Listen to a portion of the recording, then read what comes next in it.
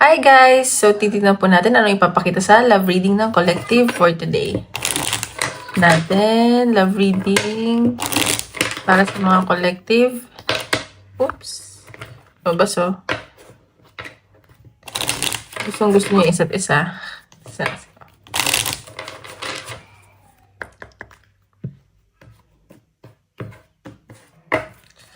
Okay, love reading ng collective. Oops, salang po. Okay, so sa nakikita ko dito, may binabago din kayo sa sarili nyo. Gusto nyo maging better person para sa person mo or kung single ka man ngayon, sa future partner mo. And nakikita ko itong pagbabago na to is natutunan mo siya from the past. And para sa inyo din naman to, ayan o, may nare-release kayong mga old patterns, siguro mga toxic behavior nyo or yung from the past, nire-release nyo na. Ayan o, may changes talaga na kayo ginagawa para sa connection nyo. Ang galing naman. So, ayan. So, yun na pa natin. Love reading ng collective. Love reading ng collective.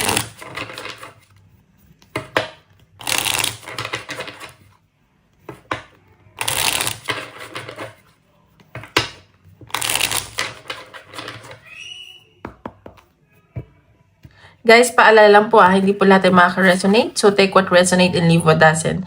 And don't forget to hit like and subscribe para updated kayo sa videos na i-upload ko.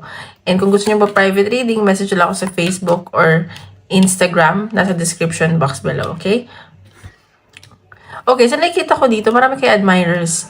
And siguro mas bata sa inyo itong nagkakagusto. Pero sa nakikita ko may complications, may conflict. Ayan, and nakikita ko, may nag-overthink dito kasi, ayan travel sa malayo, magkalayo, ganyan. Siguro matatagalan bago pa kayo magkita. And may mga inaayos dito papers at documents, ganun. Ayan nag-overthink kayo ng person mo. Ayan, so may mga temptation, then, ganyan. Marami din sigurong, from the past, marami din tong, parang niligawan or nanliligaw, ganyan. So, ayan, may pag-overthink akong nakikita. Ayan, so, tignan pa natin. Ay, nahulog. Ay, ito pala, sorry. Love reading collective. Love reading collective.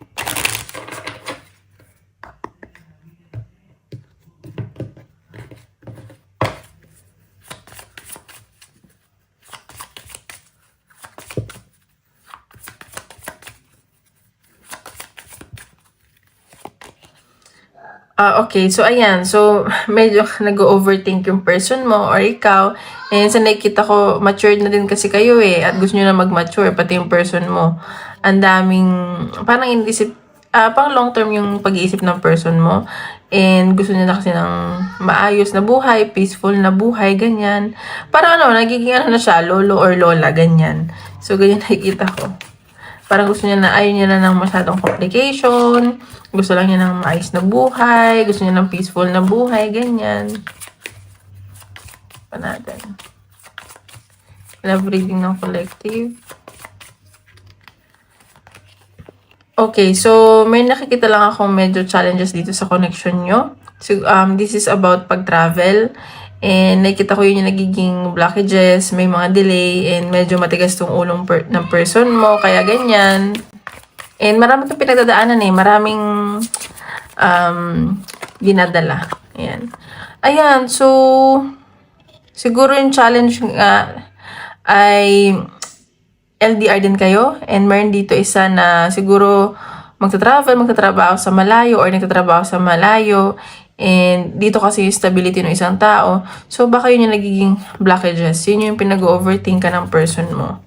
Ayan. So, ayun yung nakikita ko. Work ang nagiging problema dito. Ganyan.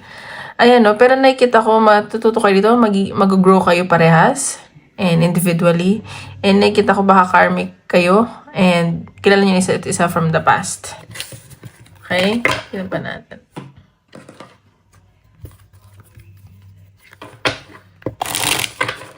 Love reading ng collective.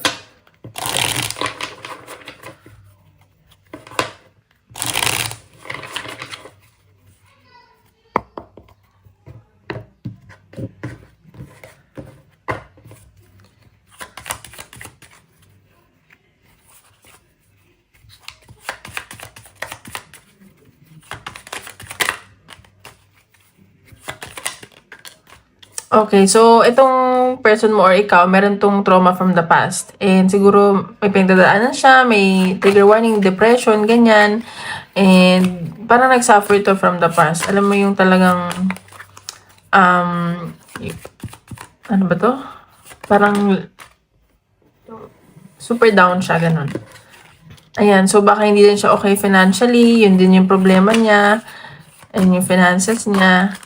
And parang ikaw yung ay tumutulong sa kanya, nag-heal sa kanya. Ganyan. Ayan no, sobrang stress nitong person mo, sobrang overthink. Ang dami niyang pinagdadaanan, ang dami niyang iniisip. And sa nakikita ko masakit din siguro yung ulo niya, napapressure siya, walang tulog, or kaya to, reverse niya ng energy. And medyo matigas ang ulo. Gusto mo na ito mapag-isa, ayaw mo na ng kausap.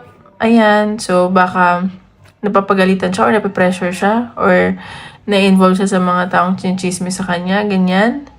Ayan, gusto lang naman daw niya maging komportable pero ayun, parang gusto niya mapag-isa, ayaw mo na niya makapag-usap. Pero kakalma din to. Gusto lang niya ng peace of mind. Ang dami niyang ginagawa, ang dami niyang trabaho. Ayan, so hayaan mo lang siguro muna. Kung hindi man kayo nag-uusap. Tignan pa natin. Tapos, the reading ng collective.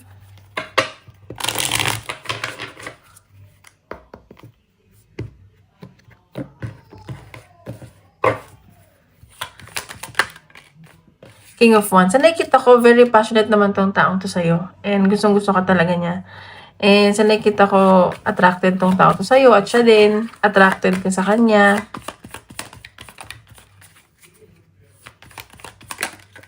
Ayan o, medyo mabagal lang tong taong to kasi nga nagpo-focus siya sa finances niya. Ang dami niyang responsibilidad sa buhay. Ganun. Okay. Ayan o.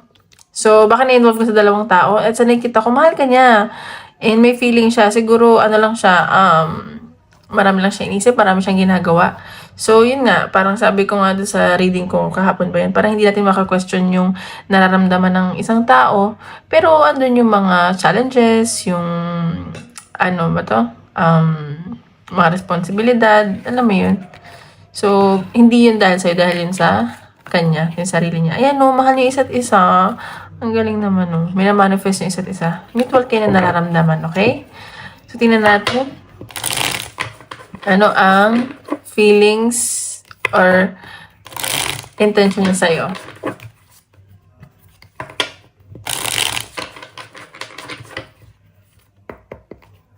Natin. Feelings at intention.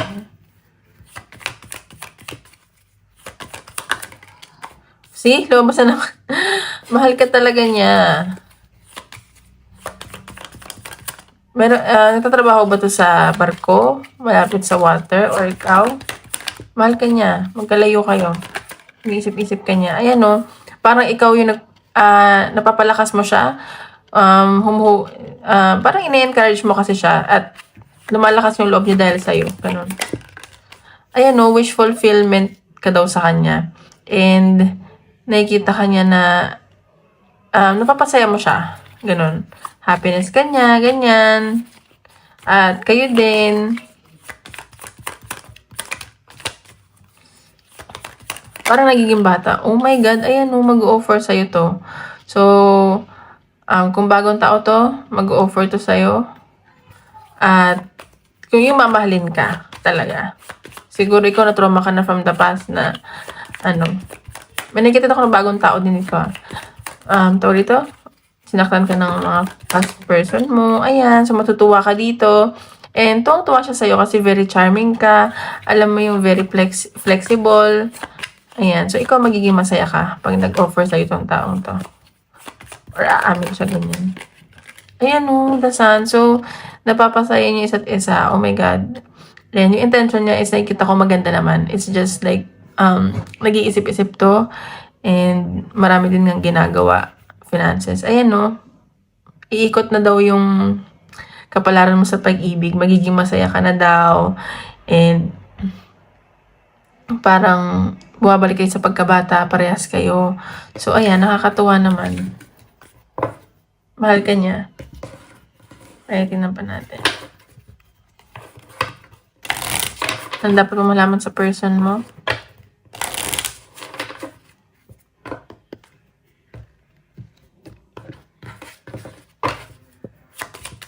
Ang dapat mo malaman sa person mo.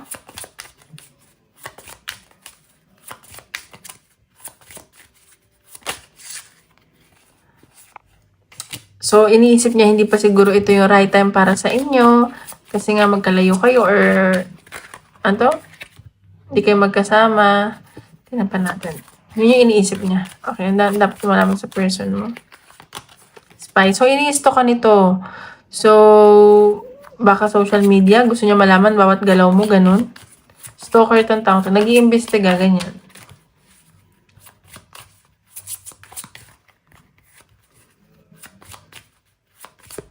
Dapat malaman sa person mo. Move on. So, ayan. Itong taong to, nag-move on na siya from the past or nag-move on. And sa nakikita ko, baka may problema din siya sa health. Baka nagkakasakit siya sa ngayon. So, ayan. Yung dapat mo malaman sa kanya. Baka kadil mo is Cancer, Pisces, Scorpio or nasa chart niya yan. Okay? So, tingnan pa natin.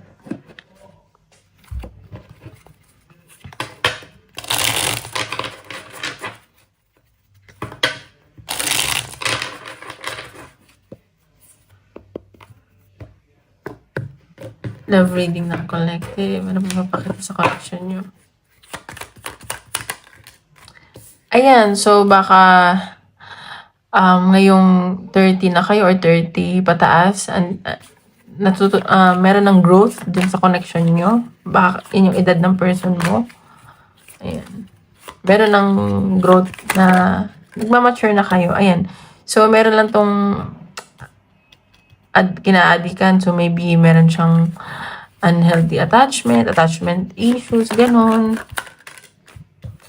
Ayan, no, unfinished business. So, baka mayroon kayong unfinished business from the past, kaya kayo nag-meet ulit ngayon. And sa nakikita ko, very passionate kayo sa isa't isa. Ayan, no, music yung inspiration yung dalawa. Nakikinig kayo ng music at naalala niyo isa't isa, ganyan. So, ayun yung nakikita ko. So, tingnan pa natin. Ano yung, ano ba to? Message ay ng person mo.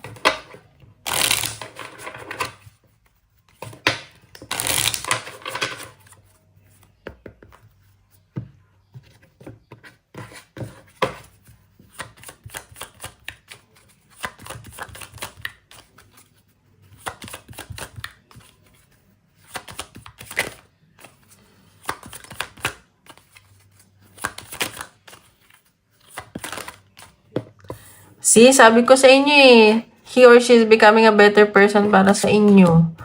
We need to let each other go. Bakit gano'n naman? Baka magkalayo ko aalis. I wish I could take back my word. So baka may mga sinabi siya na hindi naman talaga niya minimin at nagsisisi siya ngayon at gusto niya na bawiin yun. I hope that you can forgive me one day. So, ayan, baka feeling niya, nasaktan ka niya, nagalit siya, ganyan. So, tingnan mo lang. Tingnan natin ano yung possible outcome ng connection niyo.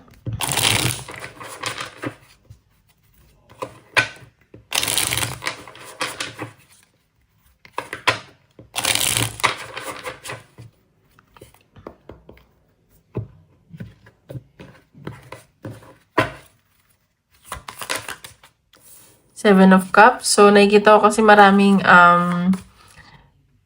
responsibilidad isa sa inyo. Diba natin? So, mayroon kayong kailangan pagdesisyonan, ganyan. And sa nakikita ko, may hope dito sa connection nyo. Hinihil nyo isa't isa, ganyan. At kahit na maraming responsibilities and decisions, nakikita ko, na-inspire nyo isa't isa. At positive yung nagiging ano nyo, influence sa isa't isa. Ito natin. Ayan no, pang long-term commitment na talaga to. Nakikita ko na gusto niya na ikaw yung makasama niya habang buhay. Nakikita ka niya asama na makakasama niya habang buhay. Ganyan. And sa nakikita ko, magbibuild din kayo ng strong foundation sa isa't isa. Ayan no, higher commitment. Baka darating din sa point na ganun yung mangyari sa inyo. Ayan no, the tower. May sudden changes na paparating sa inyong dalawa. Pa natin. Pero nakikita ko yung sudden change na yun is ikakasaya yung parehas. So baka nga magkaroon na kayo ng higher commitment, may success ako nakikita, basta masaya. Ayan no, Queen of Pentacles. So ikaw, siguro or siya magiging busy at nakikita ka niya as someone na very caring, generous, and nako-comfort mo siya. And sa nakikita ko na nakikita ka niya as someone na stable na. Ganyan, ayan no. So, baka ito na yung good karma sa iyo. May someone na talagang para sa iyo. Okay, message ni universe. Message ni universe.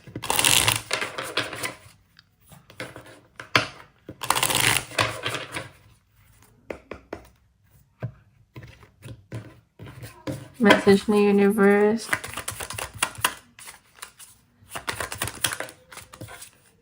A few months. So, antay ka lang daw a few months kung baka magkikita na kayo or magkakasama kayo and let the divine guidance help you. So, hingi ka din daw ng guidance sa universe and sa kay Lord. So, humingi kayo ng guidance. Okay? Message ni universe. It is a reminder to stay true to yourself and your values. So, ayan, magpakatotoo lang daw kayo. And huwag niyong hayaan na, magbago yung sarili niyo or basta magpakatotoo kayo. Kasi kung, tanggap naman kayo niyan kung sino kayo. Kung talagang mahal kayo, ayan more time to prepare is needed. So, siguro mag-heal muna kayo, ganyan. Or kailangan pala time bago kayo magkita. Okay, advice ni universe.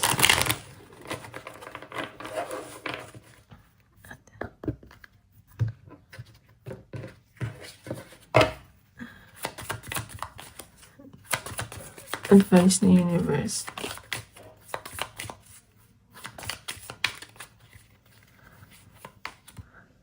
Stand up for yourself. So, ayan, maging confident ka na daw ngayon and kung dati lalamya-lamya ka, wag ka na maging ganun.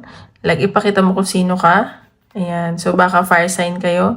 Confidence, it comes with time and practice. So, ayan, see? Maging confident daw kayo. And in time, magiging, na kayo. It comes with time and practice. Isip kayo na wish natin kung sasagot ng universe.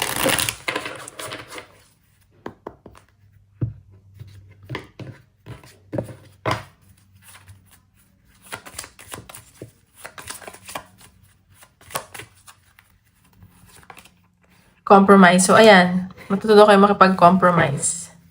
A year from now. So, ayun lang guys. Maraming salamat po.